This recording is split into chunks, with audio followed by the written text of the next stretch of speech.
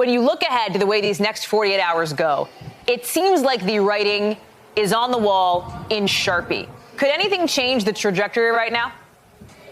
It's highly unlikely, Hallie. I think it's all but a foregone conclusion that Elise Stefanik, the congresswoman from New York, will replace Liz Cheney and that Liz Cheney will be ousted. It will happen on Wednesday in a conference meeting where basically one Republican member has to make a motion of no confidence against Cheney. Then if leadership considers it of immediate importance, that they can call a vote. A simple majority can vote her out. The writing has been on the wall for quite a while, and the message that Republicans are essentially sending is that you can't be in party leadership if you're going to actively contradict President Trump. He is the leader of the party, and Liz Cheney, for actively debunking his falsehoods about the 2020 election, was not appreciated by her party, and that's the reason it appears she has to go. So it's the active debunking, but it's also what you kept hearing, Sahil, again and again, and which you continue to hear from those Republicans who want to see her gone, is that it's a messaging issue, right? She's not on message with where the rest of the GOP is.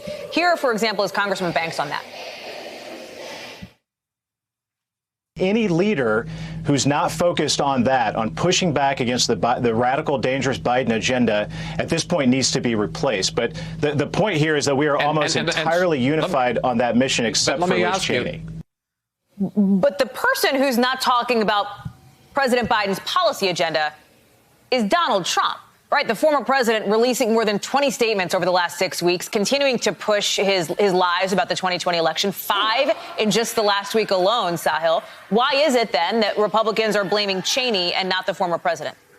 Yeah, there's a bit of a contradiction in that, Hallie. They're saying Cheney needs to go because she keeps talking about the past, whereas she's really only responding to former President Trump, who has put out a steady stream of statements talking about the past, talking about the 2020 election, and insisting falsely that it was illegitimate. The real irony here about the message that they're discussing is that Liz Cheney has a more ideologically conservative voting record than Elise Stefanik. One of the signature achievements, if not the signature achievement of the Trump era, was the 2017 tax law. Liz Cheney voted for it. Elise Stefanik voted against it, and yet Stefanik is seen as the right messenger to carry forward the party's message. That tells you about all you need to know about what the message is. It's Donald Trump. It's not conservative ideology. It's not about taxes. It's not about spending. Hallie?